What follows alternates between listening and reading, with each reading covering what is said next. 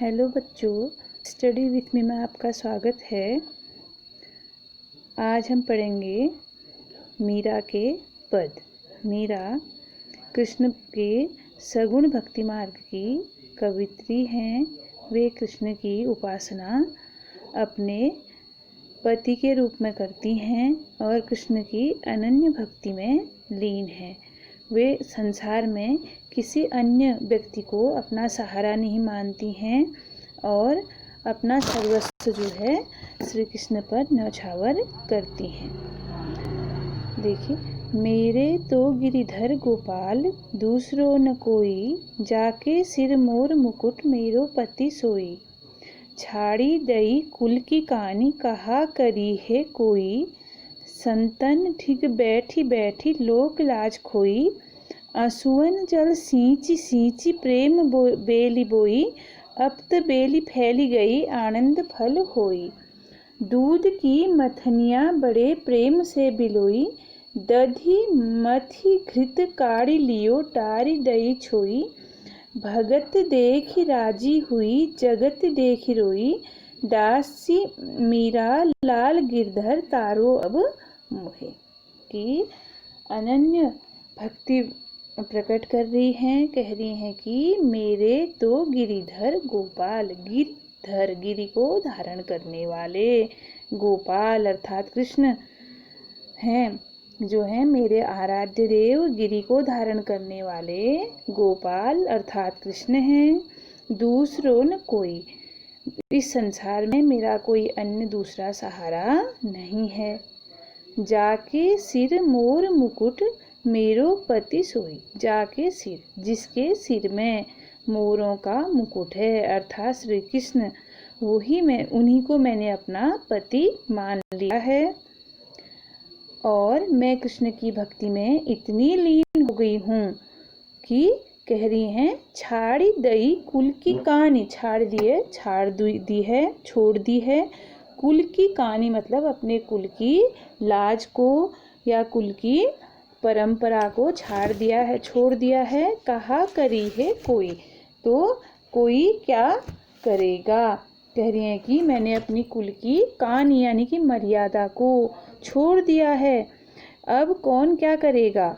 संतन ठीक बैठी बैठी लोक लाज खोई। संतन सज्जनों के साथ अर्थात कृष्ण भक्तों के साथ बैठ करके, ठीक मतलब होता है साथ बैठ करके, लोक लाज को मैंने खो दिया अर्थात छोड़ दिया है। क्योंकि कहा जाता है कि मीरा कृष्ण की भक्ति में इतनी लीन हो जाती थी कि वे किसी भी समाज में बैठ करके, पुरुष वर्ग के साथ बैठ करके कृष्ण भक्ति के गीत गाने लगती थी। इसी कारण उनके राज परिवार घराने ने उनका परित्याग कर दिया था, उनके ससुराल वालों ने उन्हें छोड़ दिया था। इसीलिए मीरा कह रही हैं कि मैंने सज्जनों की संगत में बैठ करके लोक लाज को छोड़ दिया है और अपनी कुल की मर्यादा को मैंने छोड़ दिया है। असुवन जल सींची सींची प्रेम बेल बोई। अब देखो यहाँ पर थोड़ा सा लाक्षणिक अर्थ में है। असुवन जल सींची सींची, मैंने अपने नेत्रों के जल से सींच करके प्रेम रूपी बेल बोई है। यहाँ पर रूपक भी बांधा गया है। प्रेम रूपी बेल, प्रेम को बेली का रूप दे दिया गया है कि मैंने अपने नेत्रों के आंसुओं के जल से सींच करके प्रेम की बेल यानी लता बोई है। अब तो बेली फैल गई आनंद फल होई।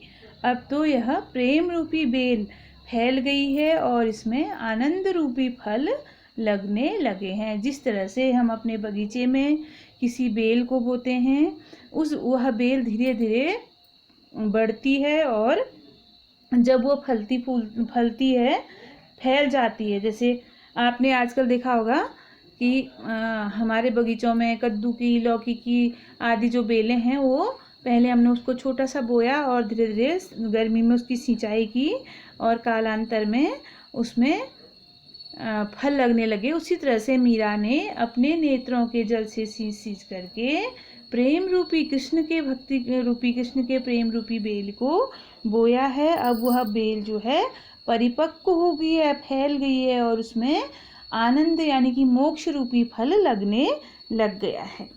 दूध की मथनियाँ बड़े प्रेम से बिलोई, कि दूध की मथनी को मैंने बड़े प्रेम से बिलोया है। यहाँ पर भी देखो लाक्षणिक अर्थ निकलेगा बेटा, अभी दो अर्थ निकलेंगे। दधी मथी घृत काढ़ लियो, कि मैंने दही को मथ करके घृत निकाल लिया। जैसे हम मट्ठा बनाते हैं, दही को फेंटते हैं तो उसमें से मक्खन निकलता है। दारी दही छोई, छोई का तात्पर्य है यहाँ पर छाछ को छोड़ दिया। अब हम यहाँ पर इस अर्थ छाछ नहीं पढ़ेंगे, बल्कि यहाँ जो है लाक्षणिक अर्थ है। कवित्री का कहना है कि उन्होंने संसार का पूरा मंथन कर लिया है, संसार रूपी सागर का मंथन कर लिया है, विचार कर लिया है, चिंतन कर लिया है, प्रेम पूर्वक इस संसार के बारे में सोच लिया है और उसमें से उस चिंतन के बाद जो सार है, जो घृत है, जो उसकी अच्छाई है, उसको मैंने निकाल लिया, अपने पास रख लिया है। जो संसार की अच्छाई है, उसका सार है, जो सार तत्व है, उसको निकाल करके जिस तरह से व्यक्ति दही को मथ करके घृत निकाल लेता है, उसी तरह से मैंने इस संसार का मंथन करके उसमें से सार रूपी तत्व निकाल लिया है, या संसार की जो अच्छाई है उसको निकाल लिया है। छाड़ी दही छुई, और जैसे छाछ जो है, छाछ को निरर्थक माना जाता है, उसको छोड़ दिया जाता है, उसी तरह से कवित्री का कहना है कि मैंने इस संसार में से जो सार है, अर्थात जो प्रभु की लीला है, प्रभु की भक्ति है, उसको ग्रहण कर लिया है और इस नश्वर संसार को मैंने छोड़ दिया है। क्योंकि फिर हम प्रसंग लाएंगे कि मीरा जो है सबकी उपेक्षा करती थी, किसी की परवाह नहीं करती थी, इसलिए कह रहे हैं कि इस संसार को मैंने छोड़ दिया है और इसमें से प्रभु भक्ति रूपी जो सार है, जो घृत है, उसको निकाल लिया है। भगत देख राजी हुई, मैं भक्तों को देख करके, कृष्ण भक्तों को देख करके राजी, राजी मतलब खुश होती हूँ, प्रसन्न होती हूँ। जगत देख रही, जगत मतलब संसार, इस संसार को देख करके रो रही हूँ। दासी मीरा लाल गिरधर तारो अब मोहि, मीरा कह रही कि हे गिरिधर लाल, मैं आपकी दासी हूँ, आप मुझे मेरा कल्याण कीजिए। तारो से तात्पर्य है कि मेरा कल्याण कीजिए और मुझे इस संसार में जो है अपनी भक्ति का फल प्रदान कीजिए। अब देखिए बेटा, इसमें कुछ अलंकार भी हैं, हमने पहले भी पढ़ रखे हैं। मोर वर्णों की जहाँ पर अधिकांश होगी वहाँ पर आप अनुप्रास लिख लोगे। सींची में पुनरुक्ति प्रकाश अलंकार है। आनंद फल और प्रेम बेली में रूपक अलंकार है। दूध की मथनिया में, अब अभी वाला नहीं समझ पाओगे आप, बाद मैं कक्षा में पढ़ा दूंगी इसको, कि अन्योक्ति अलंकार है, यानी कि कुछ कहा गया है और अर्थ कुछ निकल रहा है। अगर आप नोट करना चाहो तो दूध की मथनिया से लेकर के डार दही छोई में अन्योक्ति अलंकार है। अन्य धन उक्ति, यानी कि कहा कुछ गया है और उसका अर्थ कुछ अलग ही निकल रहा है।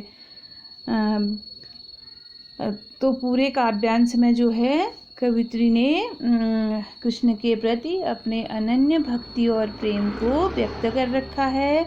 संसार को उन्होंने सारहीन बता रखा है और कृष्ण भक्ति रूपी सार को उन्होंने ग्रहण कर लिया है।